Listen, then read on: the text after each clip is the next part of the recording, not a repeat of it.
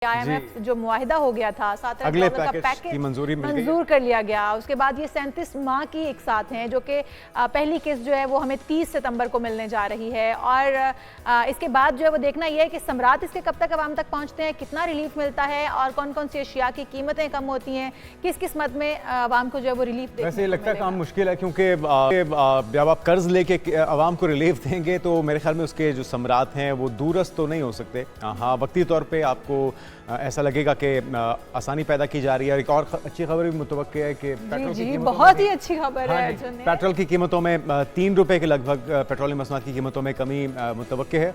और अब देखते हैं कि इसके मजीद क्या क्या असरात होते हैं, इस पर बात कर लेते हैं। शान सैयद साहब माहिर मईशत हैं, हमारे साथ मौजूद हैं। शान सैयद साहब, मॉर्निंग में आपको वेलकम कहेंगे। हम जो बात कर रहे हैं, अगला पैकेज तो हमें बिलाखिर तगदों के बाद IMF की तरफ से मिलने जा रहा है, लेकिन क्या वाकई इसके असरात, इसके समरात आवाम तक पहुँचेंगे महंगाई कम होने की सूरत में, चीज़ें सस्ती होने की सूरत में?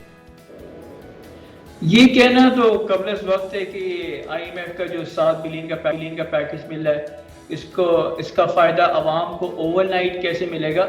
लेकिन ऑब्वियसली ये एक अच्छी बात है कि जी गवर्नमेंट की एफर्ट से मिनिस्ट्री ऑफ फाइनेंस के और हमारी सपोर्ट जो है सऊदी अरेबिया, UAE और चाइना ने जो की है, जिसकी वजह से हमें ये पैकेज मिला है। थोड़ा सा रिलीफ मिला है पाकिस्तान को in terms of economic space. तो मेरा ख्याल है ये अच्छा है कि गवर्नमेंट की एफर्ट से हमें ये लोन मिल गया, लेकिन इमीडिएटली आवाम को इसका कोई रिलीफ मिलेगा, it remains to be seen. तो शान साहब, अगर आने वाले दिनों में देखा जाए, थोड़ा लॉन्ग टर्म देख लेते हैं हम कि इसके समरात भी आवाम तक भी जाएंगे या नहीं जाएंगे, क्योंकि अभी फिल फॉर अगर नहीं मिलता, आने वाले दिनों में हो सकता है एक्सपेक्टेड है। जी, आपने अगर देखा हो कि रिसेंटली स्टेट बैंक ने अपना पॉलिसी जो लिवर है डिस्काउंट रेट उसको कम किया है, और जिस तरह इन्फ्लेशन जो है वो थोड़ा सा नीचे आया है अब बनिस्बत पिछले साल के।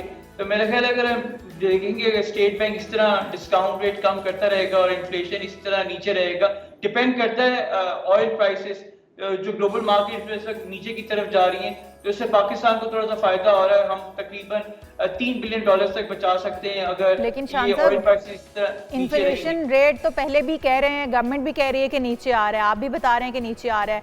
महंगाई पहले भी हमने बात कर ली है कि सिंगल डिजिट में आ चुकी है, लेकिन आवाम मुझसे महरूम है। आवाम को तो समझ ही नहीं आ रही कि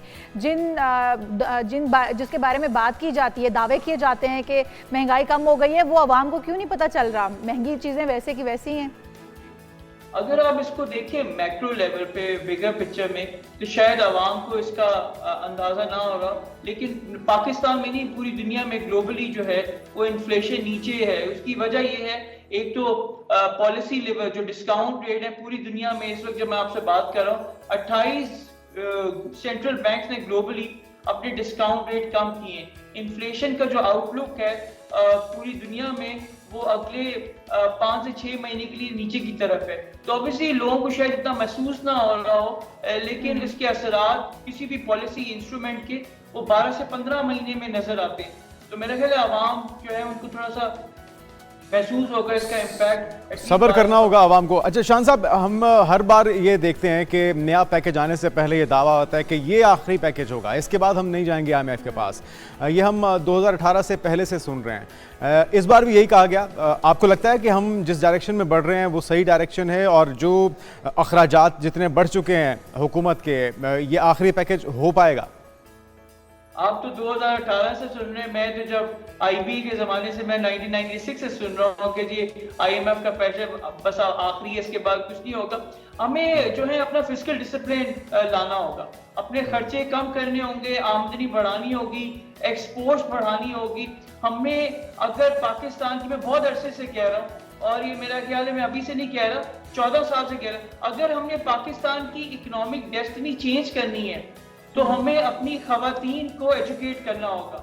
बहुत सारे ममालिक है, मैं यहाँ पर मलेशिया में तकरीबन 12 साल से रहता हूँ। अच्छा। अगर आपने देखा होगा वियतनाम, इंडोनेशिया, मलेशिया, ये सारे ममालिक हमसे पीछे थे। ये लोग कैसे आगे बढ़े? इन्होंने अपने लोगों को तालीम दी, स्पेशली फीमेल्स को। तो हमने भी अगर पाकिस्तान की इकोनॉमिक डेस्टिनी चेंज करनी है तो हमारी फीमेल्स को आगे आना होगा, उनको एजुकेशन हासिल बिल्कुल करनी आप ठीक कह रहे हैं, लेकिन शान साहब हम देखते हैं आईएमएफ की तरफ से बड़ी सख्त शराइत रखी जाती हैं, अवाम को किस तरह से निचोड़ना है ये तो हम देखते हैं, टैक्स कलेक्शन को किस तरह से मौसर बनाना है इस पर भी हम फोकस देखते हैं, लेकिन जो हुकूमती अखराजात हैं, जो प्रोटोकॉल के ऊपर खर्चे हैं, जो दीगर जो फंड्स हैं या अपने हलकों के अंदर उन्हें काम कर रहे हैं या अपने खर्चे हैं जो वज़रा के, मुशीरान के, हुकूमतों के, उसके ऊपर उतना फोकस नहीं होता, ना ही उसके ऊपर कटौतियाँ की जाती हैं, ना ही उस पर कोई कंट्रोल किया जाता है। इसकी क्या वजह है?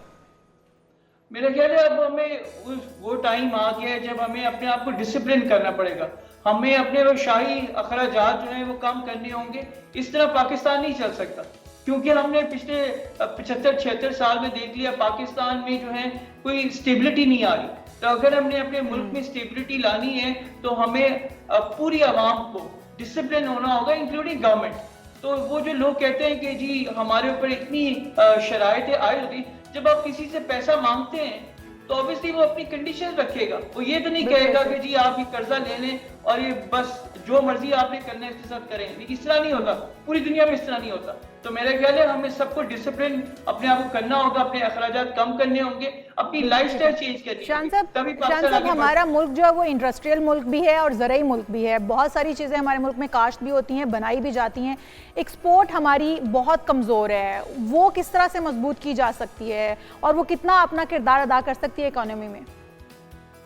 हमारा जो है बेसिक चैलेंज है वो ये है कि जी हमारा फोकस नहीं है। दुनिया जो है 100-200 बिलियन डॉलर्स की एक्सपोर्ट्स की बात कर रही है और हम अभी भी वही बात कर रहे हैं कि हमारी एक्सपोर्ट 30 से 35 बिलियन डॉलर तक किस तरह हो जाएगी, 50 बिलियन। मेरा ख्याल है पूरी दुनिया जो है इस वक्त वियतनाम और इंडोनेशिया आप देख लें, उनकी एक्सपोर्ट जो है एग्रीकल्चर की वो सबसे ज्यादा है। और हमारा मुल्क जो है, हमारी इस वक्त जो है जो ओनली एक्सपोर्ट है जो सबसे ज्यादा वो है राइस। हम सबसे ज्यादा एक्सपोर्ट जो है राइस करते हैं। तो हमें अपने जो बहुत सारे कमिश्नर्स हैं और जो हाई कमीशन है पूरी दुनिया में, उनको थोड़ा सा जो है एक्टिवेट करना पड़ेगा ताकि वो पाकिस्तान के लिए काम करें, ट्रेड बढ़ाएं, एक्सपोर्ट्स बढ़ाएं। पूरी दुनिया में ट्रेड मिशन जो है उनके 3 ही टारगेट हैं, अपनी एक्सपोर्ट्स बढ़ाएं, इन्वेस्टमेंट्स लेके आएं और टूरिज्म पे फोकस करें। शान साहब आपने कहा कि इनका फोकस नहीं है। फोकस तो हमारा किसी भी डिपार्टमेंट में, किसी भी आप देख लें जगह पर नहीं है, नजर आता। अगर हम ज़राअत की बात करें तो हम सिर्फ बेसिक चीज़ें उगा पा रहे हैं, जिसमें चावल है, गंदम है या कुछ चंद एक सब्जियां हैं, जबकि हमें तो मौसम भी अच्छे खासे मिले हुए हैं। हम 5 मौसम एंजॉय करते हैं, फिर हम हर चीज़ उगा सकते हैं। हमारा फोकस उस तरफ कब आएगा, कौन लाएगा और किस तरह से पता चलेगा कि हम किससे अच्छा रेवेन्यू जनरेट कर सकते हैं? बिल्कुल आप सही कह रही हैं कि अगर हमारा फोकस हो तो हम सारी चीजें कर सकते हैं। पाकिस्तान को किसी चीज की इंपोर्ट करने की जरूरत नहीं है, हमारे पास सारी चीजें मौजूद हैं। लेकिन हम अपना फोकस कब लेके आएंगे वो तो अल्लाह ही बेहतर जानता है या कोई और नहीं जानता। तो मेरा ख्याल है पाकिस्तान को इस वक्त फोकस करने की जरूरत है। दुनिया आगे बढ़ रही है, पाकिस्तान बहुत पीछे रह गया। अच्छा, जो सरमायादारों को 15 साल पीछे चला गया और ये बड़ी एक बाहर बैठे हुए बड़ा आपको अफसोस होता है।